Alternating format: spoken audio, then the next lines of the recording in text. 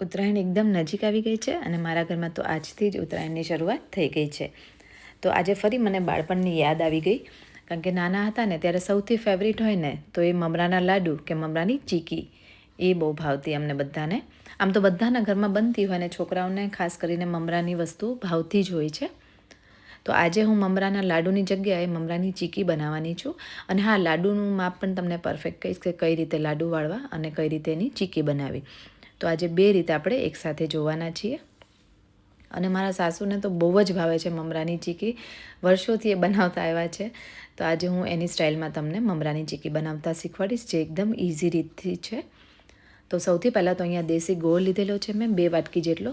અહીંયા હું તમને પરફેક્ટ માપ એટલે કહીશ, વાટકાના માપથી કહું ને તો બધાના ઘરમાં વાટકી હોય જ, તો એ આપણે એક માપ સેટ કરી દેવાનું.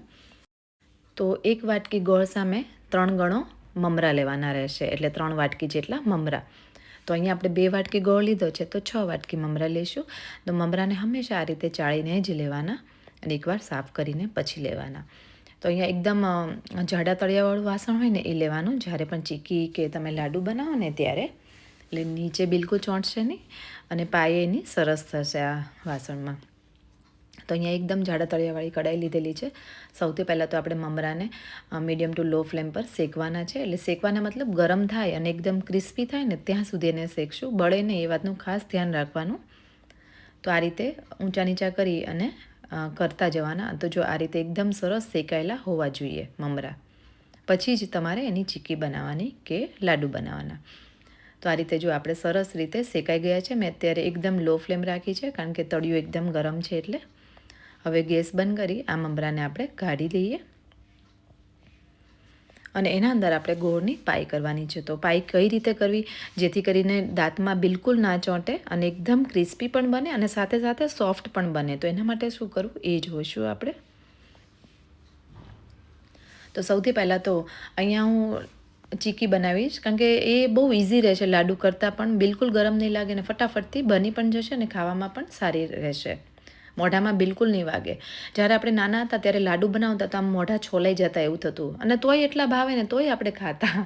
આમ તો બધા આવું કરતા જ હશે, હું પણ આવું જ કરતી હતી. તો આજે એની જગ્યાએ આપણે ચીકી બનાવી દીધી છે, જેથી કરીને આપણને ખાવામાં ઇઝી રહે અને મતલબ તોડવામાં ઇઝી રહે, દાંતથી કોઈ પ્રોબ્લેમ ના થાય એટલા માટે.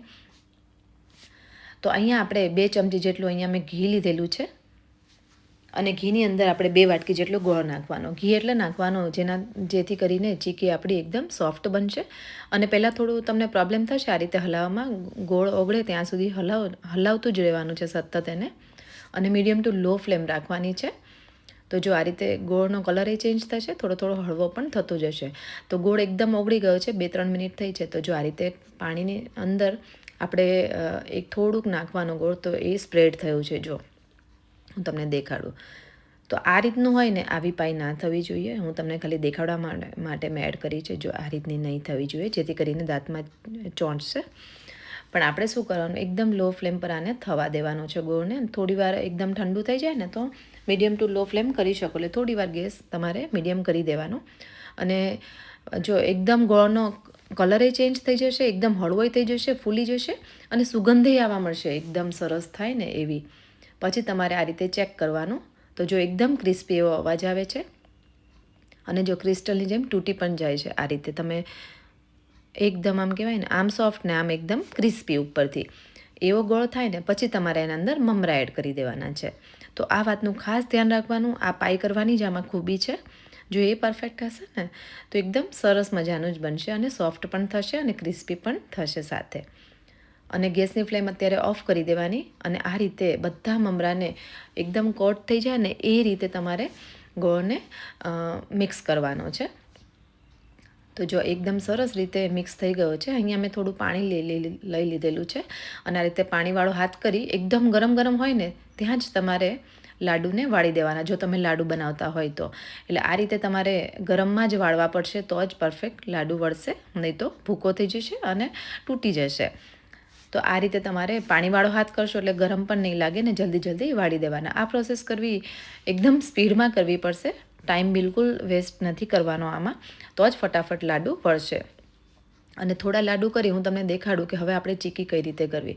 તો આપણે ગ્રીસ કરેલી થાળીની અંદર પાથરી દેવાના. તમારી પાસે મોલ્ડ હોય તો એમાં પણ નાખી શકો. અને આ રીતે થોડો પાણીવાળો હાથ કરી ઉપરથી પહેલાં તો થાબડી દેવાનું આમ.